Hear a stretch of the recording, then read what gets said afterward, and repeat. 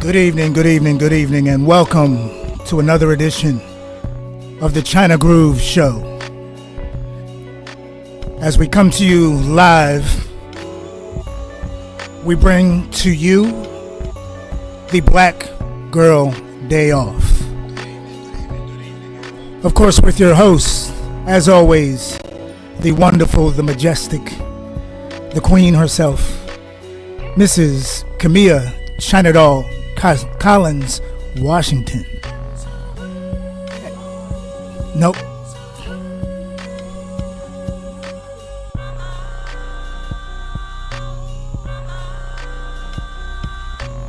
And of course, we have joining her tonight, special guest, Miss Kiva Carter. Now let's go live to our host and our guest on another edition of the China Groove Podcast. Take it away, ladies. Well, y'all know that was the voice of the luxurious DJ D Groove, D Washington, Brother D, Coach D, Hubby D, and we're just excited tonight to celebrate ourselves for a change. And I'm so glad to do that with my sister, who has been my friend for some years now. We have been working together and fellowshipping together. My dear friend, Kiva Carter. Y'all give it up for her. Share, click, tag, and share. We're here to talk about Black Girl Day Off. Now, yesterday was National Mental Health Day, World Mental Health Day. And so to piggyback off of that, there was a young lady named, what's her name again? Tanisha.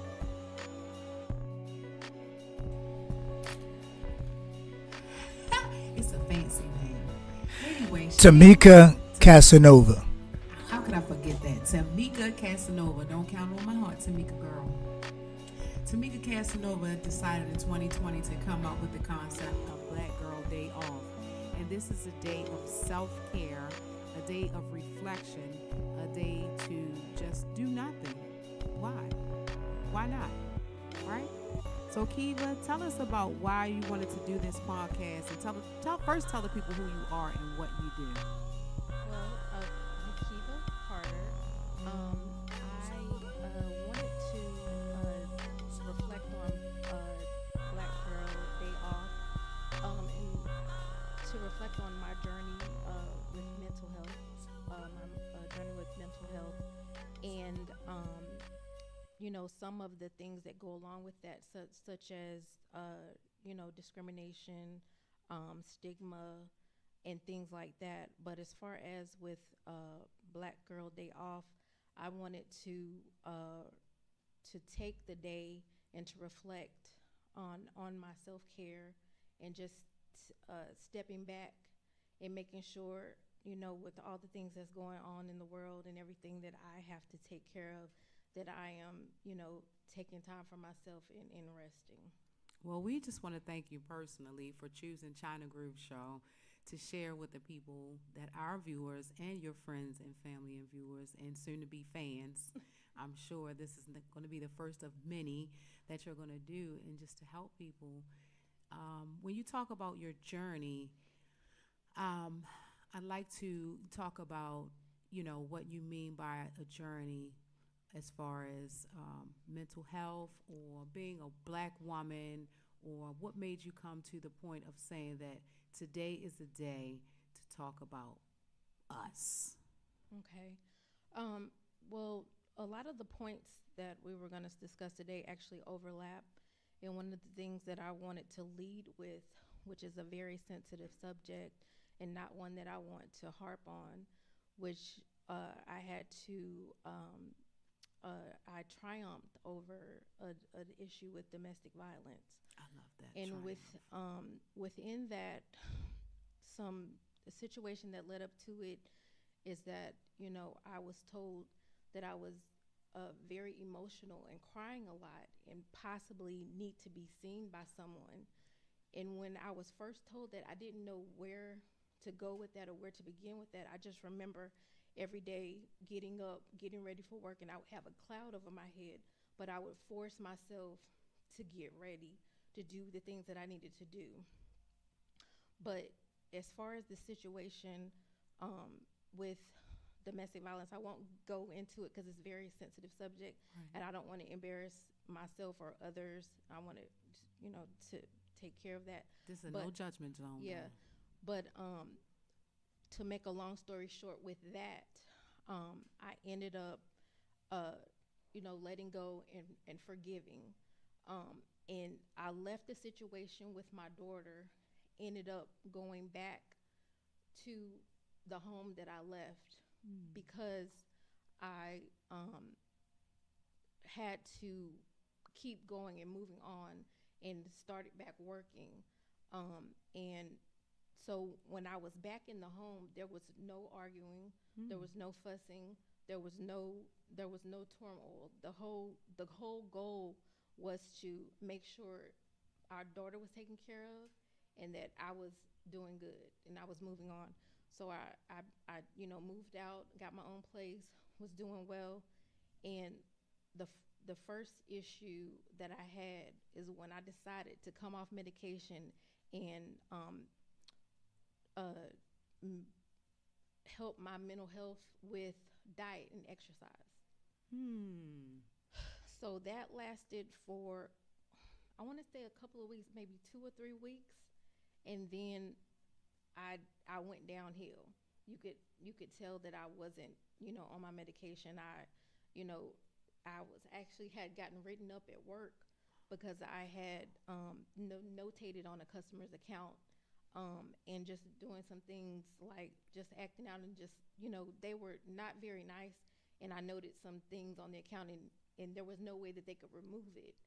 And I, Hmm. got written up, and they were very compassionate about it, and just, let me know they're gonna have to, write me up. We're gonna have to, make sure that this doesn't happen again.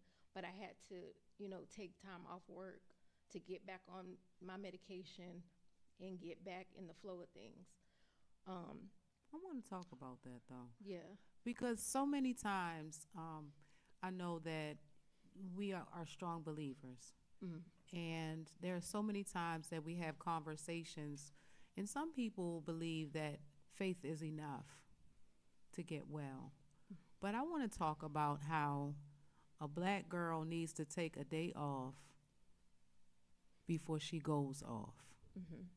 Because it sounds like a lot of us, and I too have experienced moments of a lot of crying and being called emotional and knowing that I needed to talk to somebody. And some people need medication, some people don't. But I think that it is very important to not only have faith and pray, but to seek the professional help. Mhm. What was the point where you decided that you needed to seek professional help, even before you decided to start or stop medication? Um, well, it took a while because I Mhm. want to say I was being hard headed. Like, again, I had got a new job where I was getting paid a lot of money. A lot more money was contract. And then I was like, okay, I'm doing fine. I finished taking my medication, but I'm okay. I didn't get it refilled because I didn't have health insurance. I ended up Wow. getting sick, and what ended up happening is that my daughter's father saw the decline in my mental health and ended up having to make sure I get the care that I needed. Okay. Um, and so it took a while. It took years for me to say, okay, I need to stay on a regimen of medication and seek a psychiatrist, psychologist, have a support system. It And took a while. I was very, very never hard know. headed. We just never know that, how successful you are and how beautiful you are and strong and helpful you are to others and kind and sweet and just lovely. You just never know what we go through in secret. And I know personally from family, that oftentimes we take medication for some time and we start to feel normal, Mm-hmm. quote unquote. Mm-hmm. And when we start to feel normal, we're like, oh, we're healed. So we don't need this medicine anymore, right? And so what happens is it's a snowball effect, like a little downward spiral. And it takes time. It's not immediate.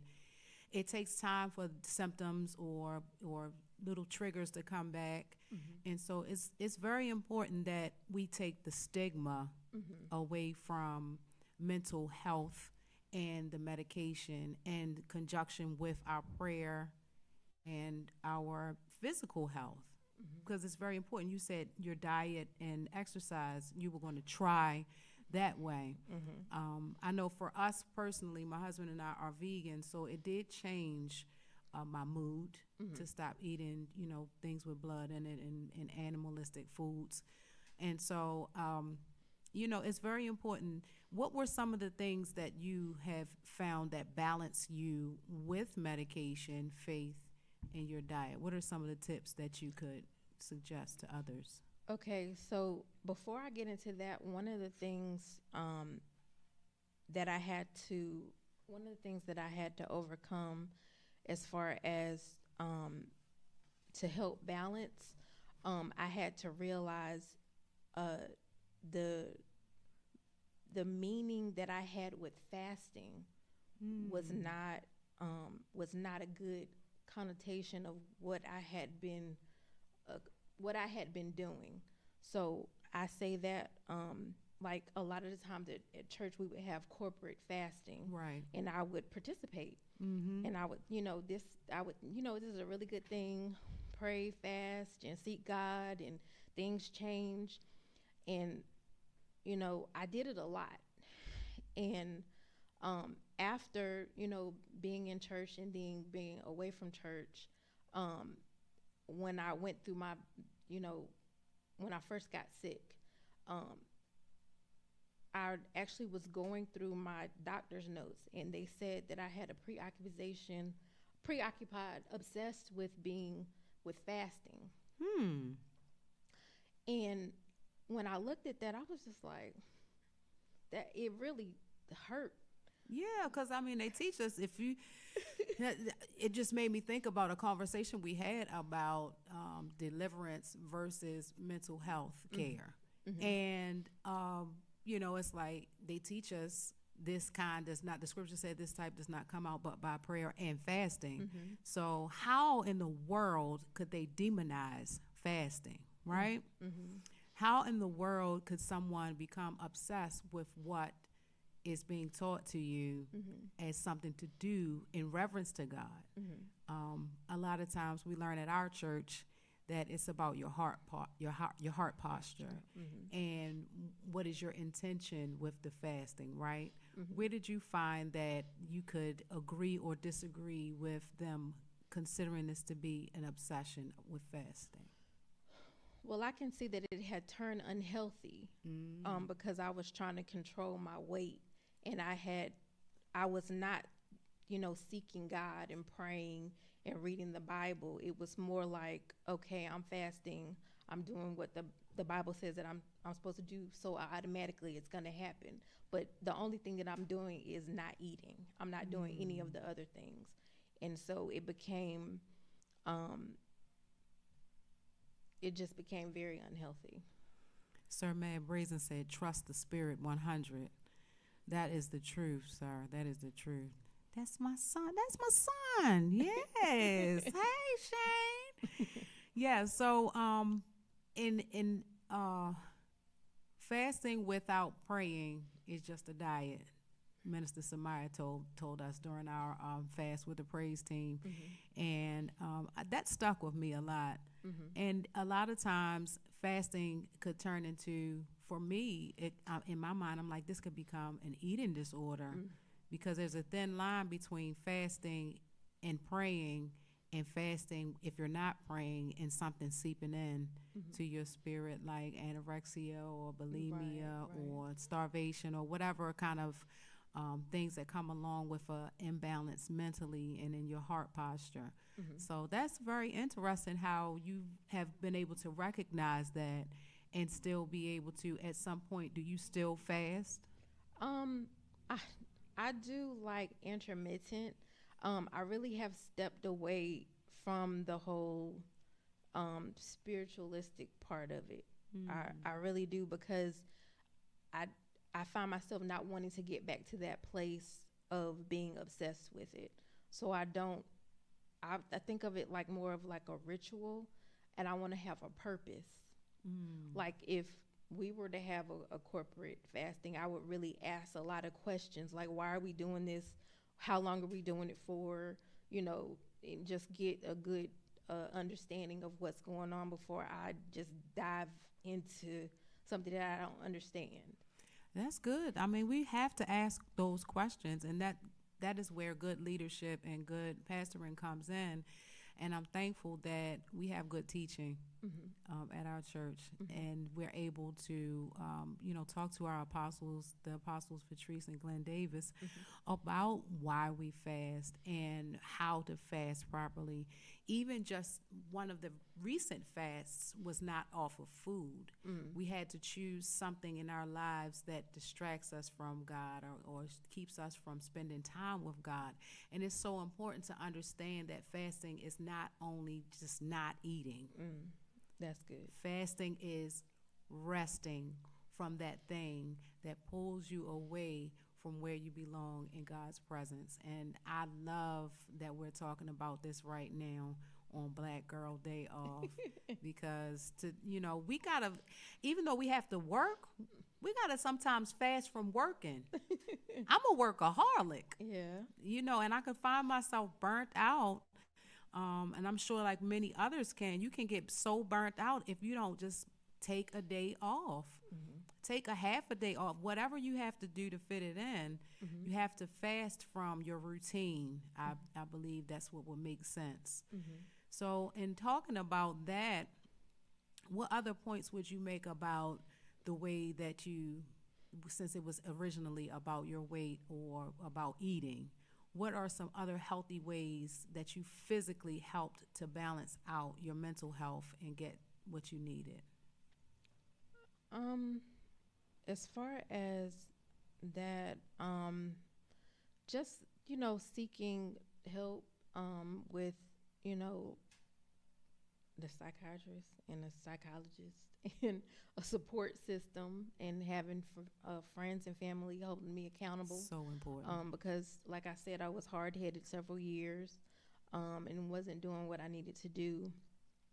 But as far as making sure I don't get back into unhealthy uh, patterns, as far as my mental health, like one of the other things I was talking to you about the other day is that I don't drink coffee anymore, because that will that will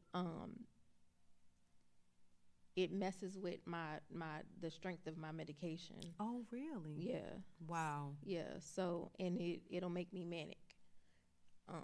So yeah, I had to stop taking it, and I don't want to increase my medication. I want it to be as low as possible because I only take one. I don't take a lot. It's very, very That's a low blessing. dose. But if I don't take that little pill, everyone can tell the difference. Oh, wow.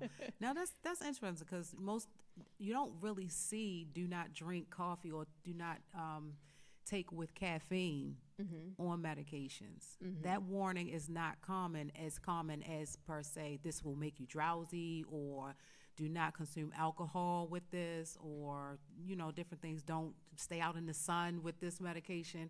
So I think that's something important that needs to be addressed, and people need to know that caffeine is a chemical and it is a drug, and it is addictive because I'm a coffee addict. But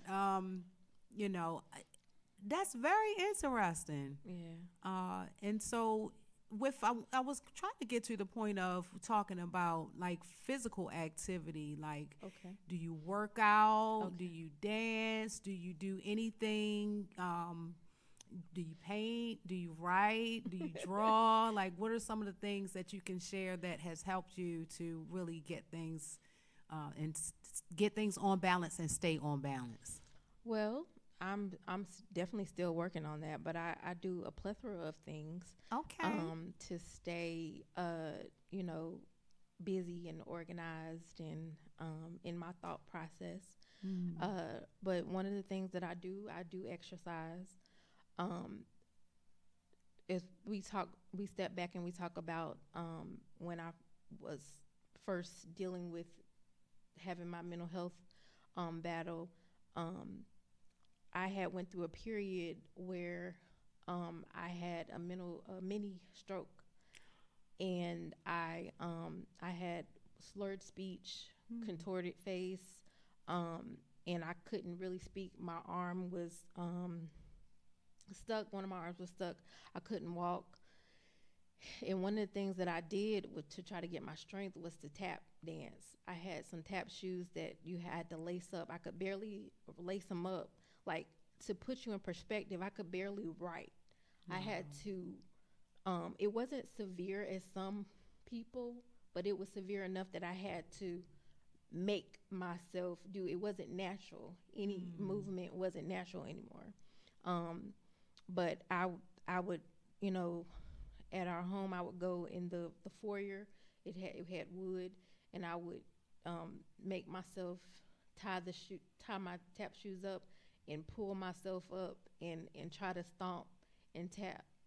And I recently started back practicing tap dance. Yeah, I've seen some videos of your feet tapping and slapping on that floor.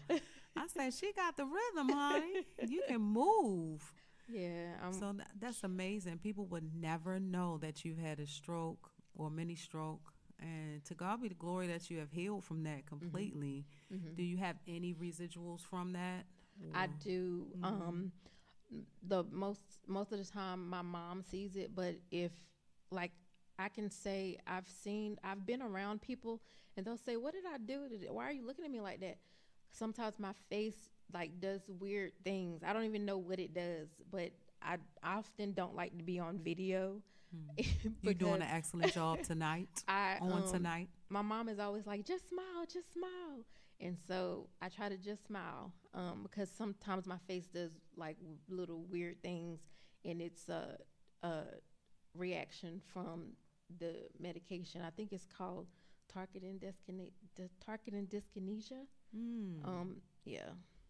And was that's just like involuntary movements in the face? Involuntary movements. And I believe I've read about that, and then they always will offer you a prescription to to go along counteract with that. it. Yeah, and it causes dry mouth and all this. I don't want to. Yeah. I don't want to take something. And I think it can also cause dementia, Alzheimer's. Hmm. Yeah, and I think they also said you can do Benadryl, and that also causes Alzheimer's, Really? dementia. Yeah.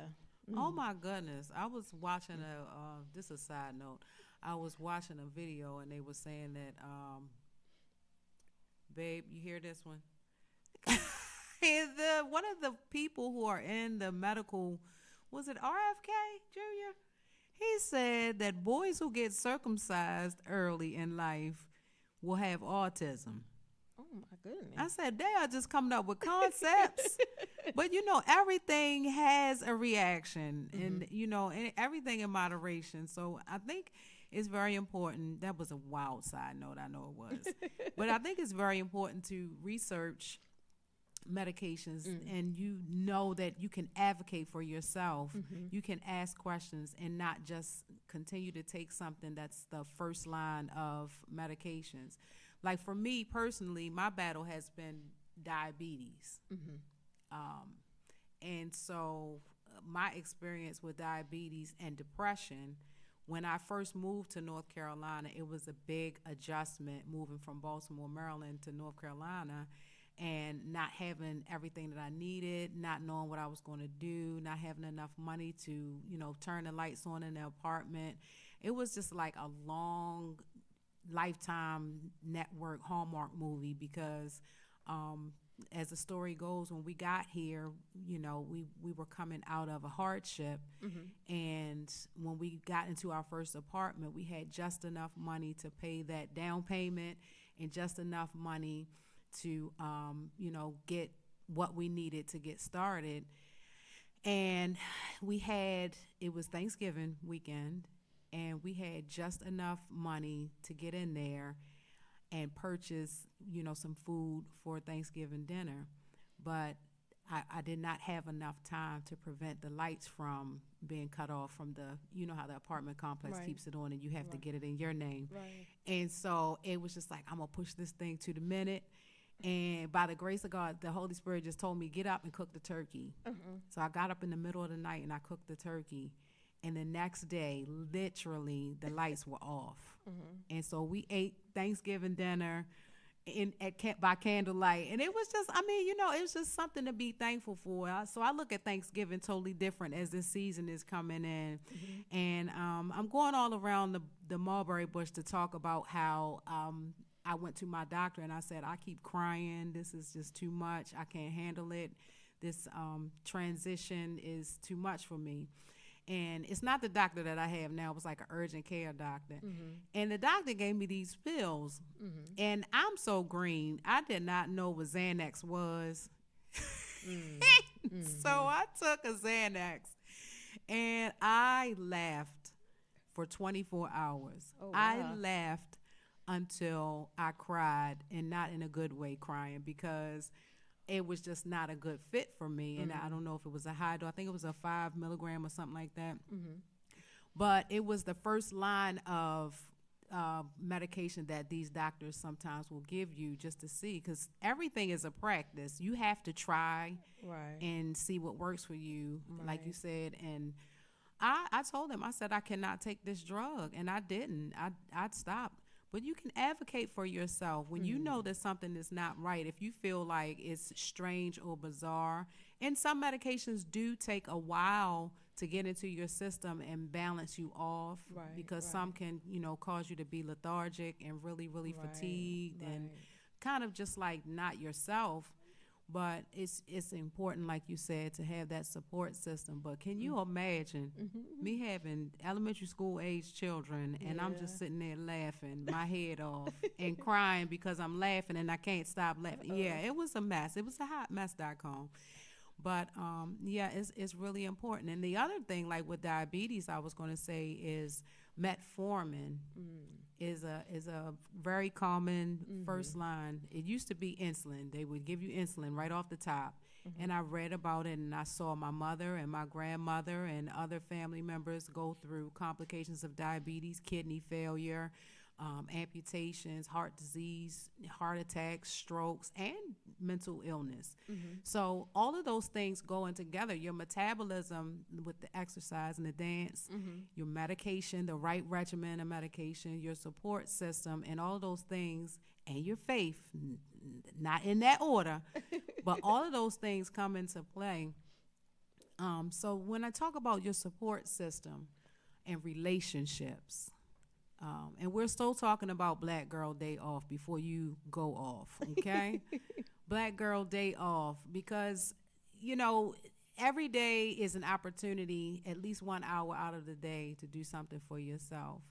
So when you talk about relationships, because I find myself sometimes isolating, and, I pray against becoming reclusive because, there's always that underlying, is my makeup just right? Is my outfit just right? Am I talking right? Am I looking right? Do I smell good? Do I feel good? Or do I just not want to be bothered today? So with relationships and checking yourself and checking your mental health, how do you deal with different relationships, any type of relationships, girlfriends, boyfriends, church friends, business friends? Let's talk about relationships. So one of I want to talk about is a relationship that I have with God. That's the most important thing, because I remember when I found out that I had a mental health issue. I said to the doctor, I said, but I believe in God. I'm a child of God. God wouldn't put this on me. And he said, I'm sorry, but you have a chemical imbalance. And he went on to tell me medically, what was going on with me. And I literally was very confused, because I said, God wouldn't put this on me because I go to church and I did these things and I did this and I did this. But it just, to bring it back to now, it made the relationship that I have with God stronger, because I'm not leaning on others. I'm not leaning on leadership of like the church or my mom or my dad. It's just me and God.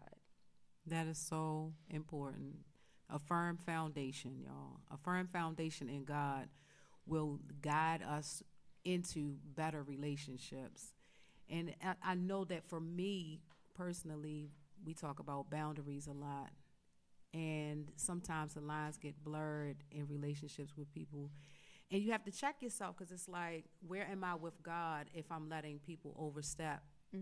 People in your life, your family, your children, sometimes can be habitual line steppers. You know what I mean? And it's important to have a strong anointed no. I'm dealing with that even in my life right now. I have never really been able to say no to my sons. And so until recently, when I started feeling like I'm getting overloaded with trying to do everything for everybody, being a caregiver, being a GG now, being a grandma now, and having all of these responsibilities in business, being a wife, being, a part of the church, and trying to, make sure I do my part there, and being a mentor, and all of the things. How do you balance? Once you put God at the top, how do you balance? Okay, there's this pyramid of everything. Do you have a way that you compartmentalize different relationships? Well, I used to, it would be like a free-for-all. I would say, especially with people that are dealing with a lot and going through a lot, I would be like, I'll just pray for them. It'll be okay. I'll still be their friend. I'll still be there for them and still show up. But here recently, I have to say, no, I can't help. I'm not the savior. For real? I'm not the savior. That's a strong boundary, right? Yeah. The statement. Yeah, because at the end of the day, when, after everybody has their dramatic experience, I'm the one that still feels hurt, but everybody's okay. And so, I had to learn how to again step back. It's a lot of stepping back and just look at the overall picture of, exactly what's going on and how this is affecting me. Yeah, we have to step back. I like that. Stepping back allows us to see the picture clearer. I believe I was listening to a sermon or somebody, motivational speaker or something, and they were saying how you can see better from the tower than you can in the crowd. And if that makes sense to Right, anyone, mhm. it's like you can see everything that's going on around you as not the same as when you're in the midst of everything that's going on around you. You can only see what's right there beside you, what's right in front of you, you can feel what's behind you. But when you're in that tower place, when you're with God and you're separated and you're consecrated and you're building your relationship with God, it's a higher place. Not putting yourself on a pedestal, Right. but putting yourself in His presence so that you can gain better perspective and focus. Like this camera, it's like if it's too close, it's going to be fuzzy, Yeah. right? So that's really good. Step back. Step back. That's like the scripture that says, "Be still and know that I am God." Yes. Yes. What was that? Psalms 46:10. Psalm 46 and 10. That's be still and know that I am God. Because a lot of times, I know you were saying you use the word busy. You stay busy and you do things to keep yourself balanced. I use that term, but it had got to a point where it was too busy, and so I have to do things with a purpose, and I can't do entirely too much. So I have to scale it back. But like somebody was asking me, okay, if you're doing all of these things, you're not doing things in quality, you're doing quantity but not quality. And I say that what I like to do is, I know myself, I'll get obsessed with something to the point where it might make me sick. Oh, wow. So I have to kind of juggle different things. Like, okay, I'll practice tap. And then, okay, now I'll have a project, a sewing project, or I'll do different things. But I had to get to a point where I say, okay, I can't share all these things that I do with people, because people don't understand that I'll have a couple of different hobbies, and no, I might not be 100% perfected in all of them, but I have to rotate them because it just helps me mentally. That's Like, I good. can't, I just can't focus on one thing. It's just honestly, for me, it's not good. Like, I probably could be. I don't want to be like the next, what is her name, Chloe, the syncopated lady dancer, the tap dancer. The tap dancer. Yeah, I don't want to be her. I just want to practice tap every once in a while. I don't want to, That's good. I just, Moderation. in moderation, and to have something to do, something for myself, not necessarily to showcase myself to other people, but just something that I enjoy doing for myself. And it's exercise. Yeah. It's exercise. Get moving. After burying a very close cousin, funeralizing, my aunt, he called me and checked on me, and she said, "How you doing?" And I said, "I'm not doing so good, Auntie. I miss him."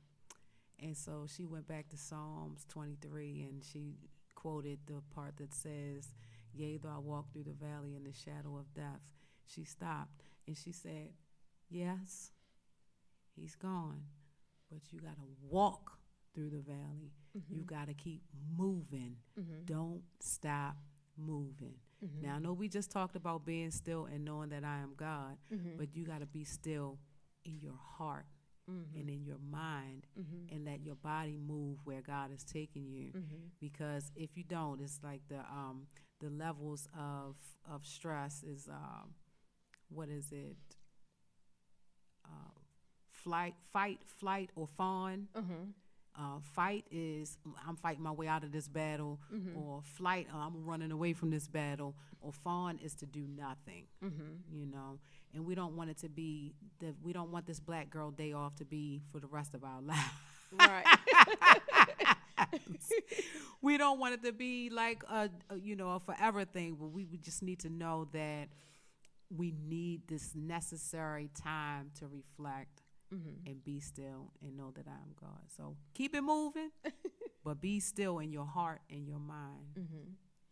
And so we also wanted to talk about, like, in current events, how is the and I don't want to get into politics too much on here, but you know, there is a lot of tension in our nation, in the world, period.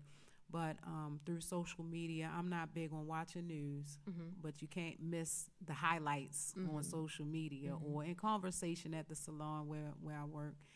So how does that affect, like, how do you balance and keep your boundaries with that? I don't look at it too often. I'm just gonna be honest. You know, I just had a sensitive issue with some friends that had a disagreement about politics, and after being on the outside looking at them discussing it, I realized that I don't think I ever want to have a discussion about politics with anybody. I have my view, and somebody might have their view, but I'm just gonna leave it like that. When it comes to politics, I don't like to discuss it. It's almost like I think it's worse than if two people don't believe in the same thing, like as far as religion. I think people can get really cutthroat. Oh, I can imagine. I've heard some conversations, and I've seen some posts about, even here recently, it's like with some of the tragedies that have happened and people being murdered and, discriminated against, or being accused of not being citizens and being sent away unlawfully, and all of those things. I was reading an article that a friend sent me about mass trauma.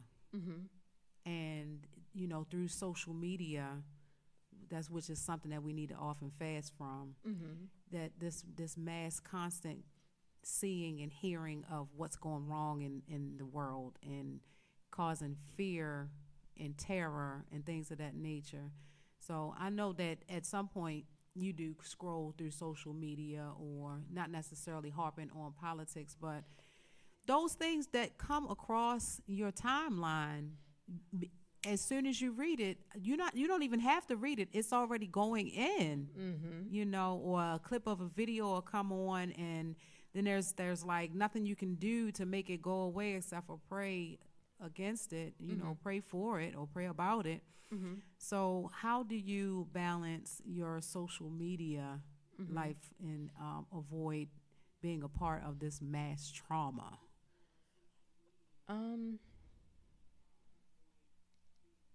So as far as social media, I do take breaks from it.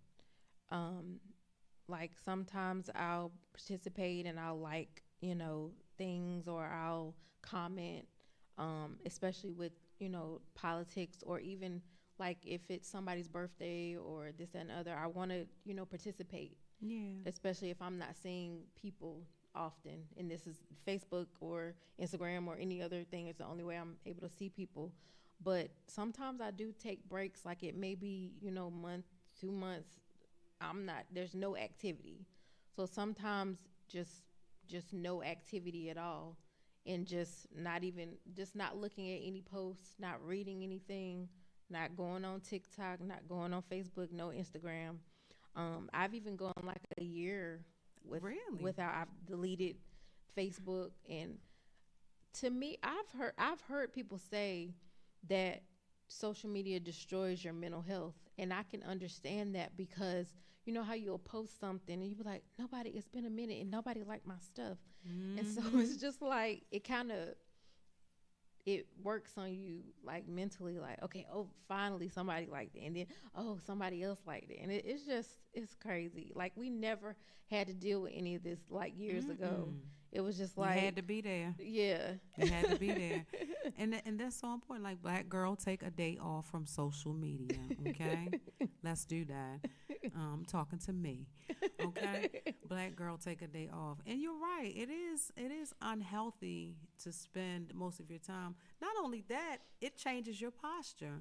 Like, I have noticed over the past year or so that my neck and my shoulders and my back are kind of tight and more tense because, and you know, your hands and your wrists, those are some of the things that we need to recognize when it's getting out of hand.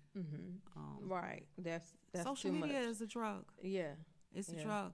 And, you know, me, I'll get all deep. I will get deep because I used to read a lot of the conspiracies and stuff like that. But, you know, they used to talk about how they're going to put the chip in your hand and you had to use the chip to buy everything. Well, they don't need to put a chip in your hand if you always got your phone in your hand, right? So that is the chip. That is the chip if you think about it. If you constantly have that phone in your hand, and it's so funny how there's no coincidence how you could say something. And sometimes I even think stuff. And an ad for whatever I was focusing on or talking about will come up on the timeline. Like, is that a coincidence, or is that really the chip in your hand? Like, so Yeah, that's happened to me before. Or it might be something that I searched on Google, and then when I come back on Facebook, it's I can't remember what it's called, tagging. the algorithm, or Yeah, it's some term that it actually does do that. It knows what you searched, and then it'll show you advertisements of what you searched to tag your interest for it. So yeah, it's something that they actually really do. But sometimes I do find it, like, when I think something, I see it, and I'm like, how did they do that? what in the world? No. Yeah, we have to be more mindful of what we're doing with technology and outside of the technology. I think, you know, get more active, get more sunshine, get more sunshine. And I'm preaching to the choir. I know I am. But, you know, moderation on everything, whether it be fasting or food, whether it be exercise, because now some people are exercise fanatics, and it don't look right. You know, weight loss is a thing now. It's always been a thing to be a certain size. Like, they gave us Barbie dolls. And everybody wants to be shaped like a Barbie doll, you know, and that over the years has changed and morphed into a Hottentot. So I'm like, you know, where are we now? What is healthy? Is it healthy? Do I need a BBL to be attractive? Because I know I ain't got no booty. But, yeah, I know that's a TMI. But anybody that knows me knows that I'm little down the bottom. But anyway, I'm saying that to say, it's okay to be yourself, black girl, and every girl and guy. It's okay to be yourself and take time away to look at yourself in the mirror. The word reflection we talked about. Look at yourself in the mirror. As I've been on my journey to, you know, keep diabetes under control, weight loss has come into play, and medication to do so is coming to, you know, my care. And so, you know, I have my older clients, and Miss Ernestine, shout out to Miss Ernestine. Miss Ernestine gonna tell you everything like it is and pray for you and cry and get the Holy Ghost in the chair all in one breath.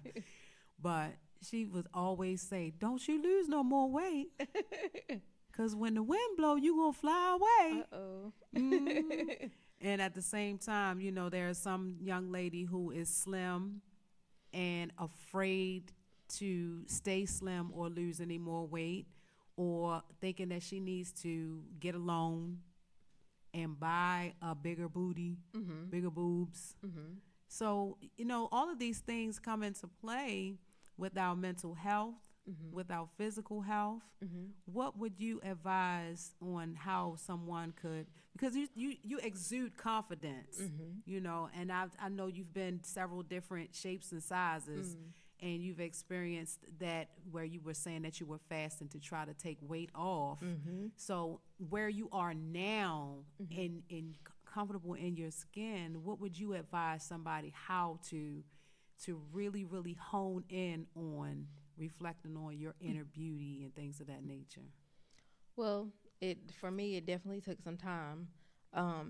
You know, I remember I had one friend, because I would take weight loss pills. Like I've done everything, weight loss pills, and she was like, "Kiva, you too young to be doing stuff like that." And she was like, when you walk around with she noticed that I was holding my stomach in. Like everything I did was about weight loss and losing both weight. of us were taught that. Yeah, it was like, because I was in dance, and to always look a certain way or be a certain way.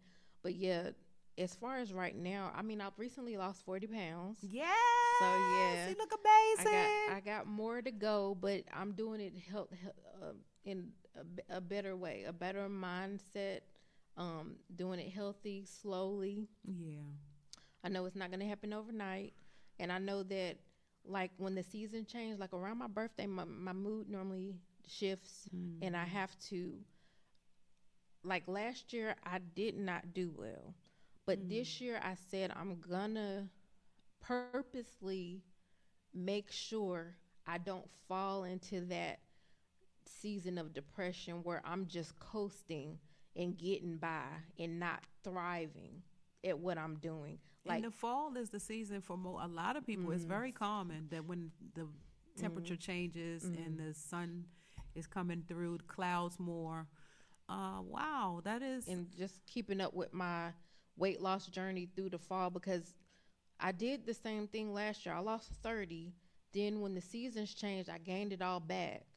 And so now I'm like, okay, I got to stick with exercising and for my mental health, and I got to eat right to help to pair it and to keep getting my weight down. Because I know it's not all about exercising, but I feel like exercising helps my mental. Yeah, we talk about cortisol and how to, balance the cortisol and the dopamines and all that. The happy hormone is dopamine, and cortisol is the fight or flight hormone for those that don't know. And to keep those things in balance, especially for me at my age, young lady. At my age, we're coming into the stage of hot flashes and mood swings and just being sensitive to everything. I'm watching Marvel and I'm crying. Like, why am I crying when Ant-Man fell off a building? Like, it's crazy. And so, it sounds like to me that you're really, really saying that we need to just be more proactive and know thyself, know your body, know who you are mentally, know who you are, know what your purpose is, know what your triggers are, know what you can and cannot eat and how much of it. It's a lot, but it's enough to keep you from losing, like the graphic here says, self-care is giving the world the best of you instead of what's left of you. Come on now. Come on now. And that's real. And we're talking about weight loss, and you said you're taking it off slow and easy. Because when you take it off too fast, for me personally, then you have to deal with sagging skin. Right. Okay, right. Then you got to buy all of these creams to tone your skin up, and you got to lift weights, and you got to do all this extra stuff to compensate for what is your goal. What really is your goal? To look like somebody else or to look like who you really look like? Like me, I really want to know what my body frame is. I know I talked and giggled about not having much hips, but I really would like to know that if I had never been obese, if I had never been 250 pounds at 5'2", what was the shape that would have been healthy if I had not overeaten and not failed to exercise as a young person, or failed to lose the baby weight after 3 C-sections and things of that nature. So, that's, knowing who you are and knowing what you look like. And it's not always your family shape that you're supposed to have. Because I have people 6 feet tall in my family, and I have people 5 feet tall Yeah. or less in my family. And some got hips and some don't. So most of us got big, broad shoulders, but but yeah, that's very important to know who you are. Is there any other subject that you wanted to rest on? Um, I think we covered everything. The only other thing was business, I think. What do you do? Tell the people what you do now. I am a IT analyst for a healthcare company, and I also have my own business that is venturing into IT. It did start off as a clothing line that my daughter started. She is the creator and volunteering consultant is her title, and I like that. it's JFairs 28. I help with hardware, software support, and also help maintain websites. Also in the community, still help with fashion shows. So we still do. Shameless plug. You can catch J Fears 28 line on the runway on October the 26th at the Mann Center. We are doing a youth fashion show called DRIP, and DRIP stands for Developing Resilience, Inspiring Potential, because we've been mentoring some young ladies in fashion modeling and teaching them how to be social, how to be team players, how to be confident, how to practice good posture. And we use walking up and down the runway as our medium to do that. So thank you for being a part of that. Thank you for having me. But y'all better come on out to this show. I'm telling y'all, because I've seen her line and it's amazing every time that it goes down the runway. Yes. Thank you. So, Thank you. and so do you have any other projects coming up? I do, but I'm waiting to hear back from the lady that I'm helping with her website. So that's one of the projects that I'm supposed to be working on for a nonprofit organization. I'm really looking forward to it. So I'm just waiting to hear back from her. That's Take awesome. I told her to take her time, no rush, because she I had can to get see some you. things in order. Doing great things, doing amazing things in the community, and just real. This is Kiva Carter, y'all. Did we have any comments in queue? Any questions in queue? And y'all, please share this, for the playback, for those who may need some information, or just to know that you're not alone in this journey, that everything about life is life, and life is going to life, but God is still guiding. And he's definitely high on the throne, but he does see us. And I just wanted to say, as far as seeking help, I know honestly a lot of my friends medicate themselves with alcohol and marijuana and other drugs, and you just really have to take time to assess yourself and see if you need professional help, and not try to diagnose yourself and say, okay, if I have this much alcohol or if I have this much weed or marijuana, then I will feel okay. Because at the end of the day, you don't know. You don't know if that's going to help you.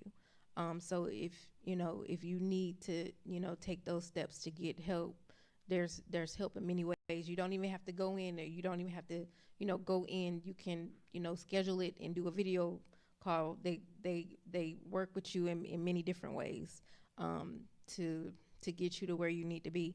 And then, if you don't feel like you need to take medication, just to seek out a psychologist to talk to someone, about what you're going through and some of the habits that you have, so you can hear it from a professional that, how you're going about doing things may not be the right way to go about doing it, to medicate yourself. it's no coincidence that you brought that up, because that has been the lifestyle for me and my family. We coming up, being in Baltimore, it was just like people consider libations or having a drink after work as just a regular routine, but it's a it's a slippery slope to alcoholism to have a drink every day. And marijuana has been considered legal in so many places now that nobody is paying attention to. This is not Uncle so-and-so's homegrown weed out the backyard It's anymore. different. This is Stronger. manufactured. And don't laugh, but it has been on my heart to start a group called Marijuana Anonymous because I have been sober from marijuana for 4 years now. And it took for me to get tired and to experience a family member having a marijuana-induced psychotic break. And, I felt like I needed to be an example that if I can stop, you can stop. And so, it's very, very, they say it's a gateway drug. And we didn't understand what that meant. Right. It's not just a gateway drug for you to say, okay, if you do weed now, you're going to smoke crack tomorrow. No, Right. it's a gateway drug because it deals with the part of the brain, that dopamine and that cortisol. It deals with that part of the brain where if you have a different type of chemical balance in your brain, then it will prevent you from ever feeling good without it. And the dopamine is the feel good hormone. So how can you be happy? How can you have joy if you don't have that balance? If you don't have God first on your list, and then secondly, know that certain chemicals like caffeine, marijuana, alcohol, and all of the other drugs that we could name list, even excessive habits like spending money, shopping, That would be me. Temu, no, but Amazon, sell clearance. That's why I made Clarence my friend. Clarence. Yes. Yeah, I have gone in. Sidebar. I have gone in Ross and bought a whole outfit for 75 cents on the clearance rack. Oh, okay. So it's not a game. You got to catch it. That's a true shopper, y'all. It's a true shopper. But yeah, it's really important to know when something is in excess because 9 times out of 10, if you have a habit that's excessive or obsessive or compulsive, you don't know that it's that. It's just your way. This is just how I am. But if it's preventing you from being full of joy and feeling fulfilled, or if you're feeling burnt out and tired, or you start going late to work, or you just don't feel like doing the things that you're really good at. Like, I'm talking about me. Right. I'm talking about me. That's a sign of depression. Right. And I tell people all the time, with dealing with depression, people don't know that depression in my house, for me, is like this dark entity just comes and sits on the bottom of the bed and is like, just lay down. Stay down. It's easy to not open that curtain up and let the sun shine in. It's easy to put that pillow or that cover over. It's easy to say, I'm going to cancel all my appointments today and just lay here, play a game on my phone, or scroll on the internet, or go overeat, or go shopping with money that I should be saving, things of that nature. So it's a real thing. And we don't know that we are dealing with it not alone until people like us come out and say, listen, you are not alone. I would have never known that I had some helpful friends in my life until we started having conversations. So if you are not ready to go into a space of like a clinic, then you should be talking to somebody that you trust, so that that person that would tell you that it's okay to do that. Because I know in our community, especially the Black community, we don't get help. It's become more popular now with all of the online helps, but we don't get help. We're trained to be like, I'm okay. I'm fine. And not to place any judgment on anyone, but I was looking at, I think it was TikTok, a lady was talking about her son in a situation that he had, and it was just, I think it was an induced psychosis, because of the marijuana. And she was just saying that this is not the same marijuana from back in the day when she was young. And I think that's one, and then they lace it with things now. And that's one of the things that I would like people to understand. Like, they'll say, oh, no, I can stop. Okay, but why haven't you? Okay, you stop, but you still, you're still at it. Or it's just, I can just notice that they're addicted to, when they say you can't get addicted to weed. Yes, you are. I'm a witness. I was totally addicted to it. Yes, you are. But like I said, a lot of my friends that's what they do. And I mean, because that's what they say. It's a ghetto and a depressant. Because when you smoke it, you're gonna laugh and you're gonna eat and you're gonna have fun. I stopped having fun. I stopped wanting to eat. I stopped laughing. It was like I needed to have a blunt in the morning. I needed to have a blunt to get in the car. I needed to have a blunt to go to the bathroom. I needed to have a blunt before I go do hair. And just to be transparent, sometimes before I got really convicted, I was having a little clip before church. So, so it's real. It's really real in the field, and the addiction is not something to be played with. People just don't know, and you just wonder why people are struggling, because so many things, like even with alcohol, not to keep harping on the marijuana, but with alcohol, because it's legal, that's a mixed message, especially to young people. It's a mixed message when you say something is legal, but is it lawful? Is it really okay for you to do this for the rest of your life? Can you make good decisions? Are you a functioning addict? I had been a functioning addict, but when you're making money hand over fist, you don't see it until you need to know that, okay, this is eating up my hand over fist money that I'm making. So, it's a lot, and it's another whole show to talk about that. I promise you, we need to do a part 2. Yeah, we need a part 2 with talking about mental health and faith too. When we were discussing the difference between a chemical imbalance and then how it seemed like it parallels with someone that looks like they have a demon or is possessed. Yes. Because to me, I can remember acting out and doing some of the things that I did, but I would not have considered myself as having a demon. I would consider myself being very silly, for one, and not following the rules and just doing whatever I wanted to do. But I would like to know, what a pastor or, someone in Christian leadership would say compared to someone that is a psychiatrist or a psychologist. Let's do that.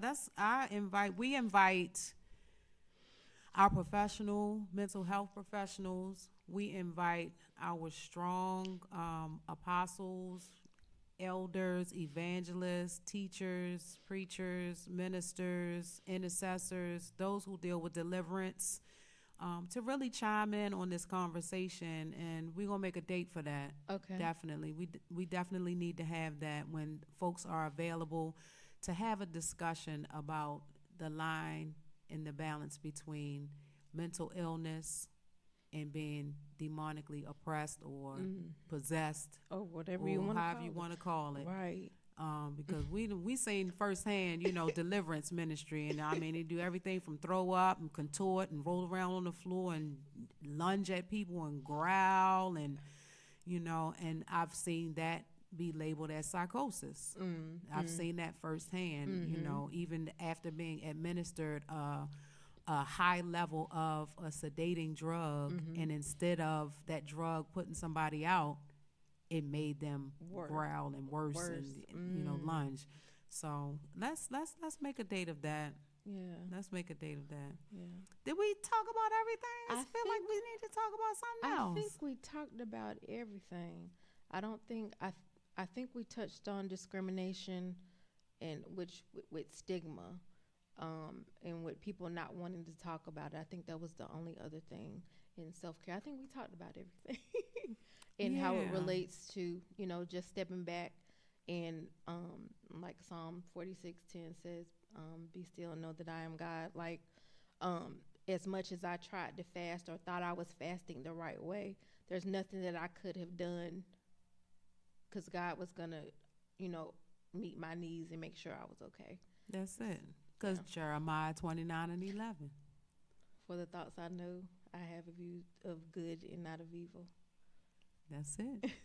We have to believe it and receive it. We have to believe it and receive it and keep reading it. Write it down on a piece of paper and tape it to your mirror. Whatever scripture that speaks to your heart and gives you that reassurance that God is with you and that God is real. We have to do what we have to do to get the word in us and to make sure that we stay close to him, because mental illness is not something that a lot of people can avoid. It can be genetic. It can be environmentally induced.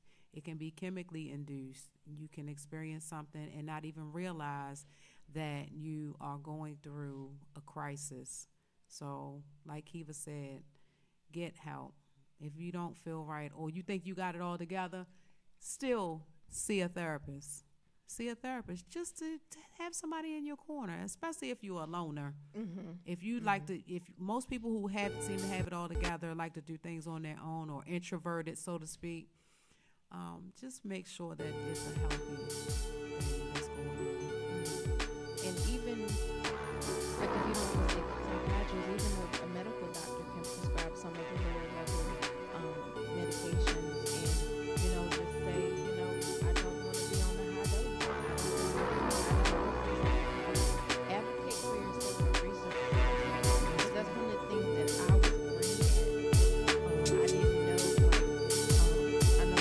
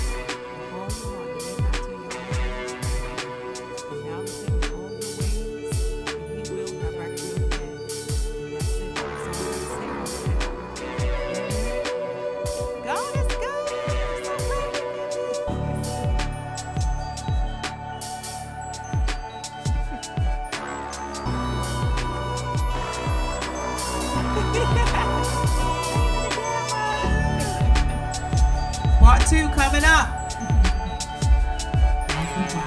Thank you all for joining us. As you can see on the screen, we have the Drip Fashion Show coming up October 26th at 4 p.m.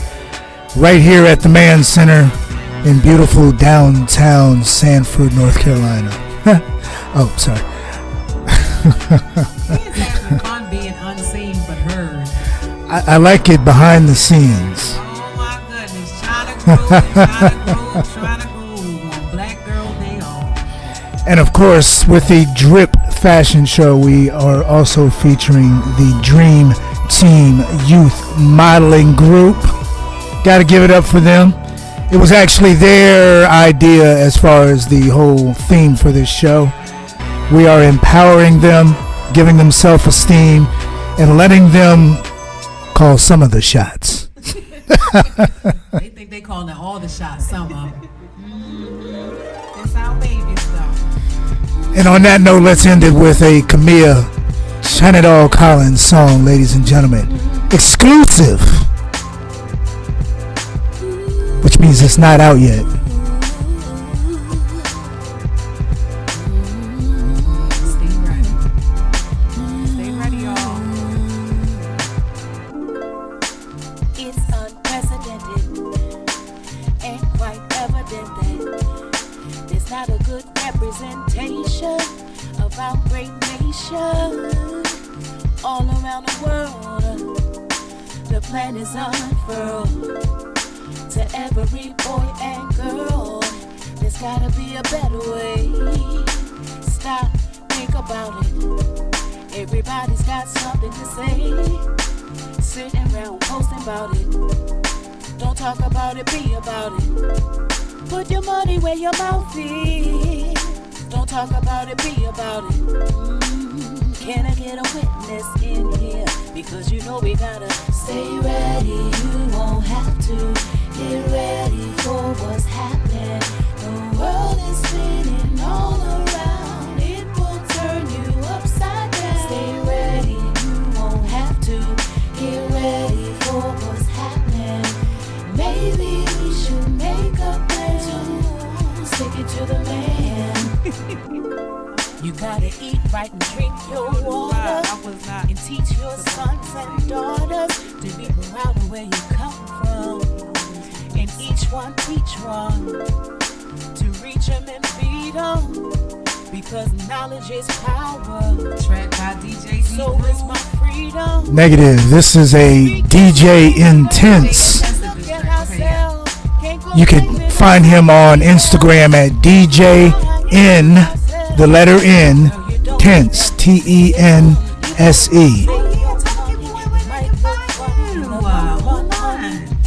You better go and buy yourself a piece of land so we can stick it to the man. Stay ready. Keep it deep with you. Number Get 9. ready for what's happening. The world is spinning all around. It will turn you upside down. Stay ready. You won't have to. Get ready for what's happening. Maybe we should make a plan. Stick it to the man. Black Girl Day off with Kiva Carter. Let's make this a regular thing. Okay? Part 2 coming up soon. We'll let you know. Y'all stay tuned, all right? Ready. Once again, we thank you all for joining us. Thank you for catching us live and on that replay. Yeah. And as we like to say here on the China Groove Show, it's what? Right. It's a rap. It's a rap.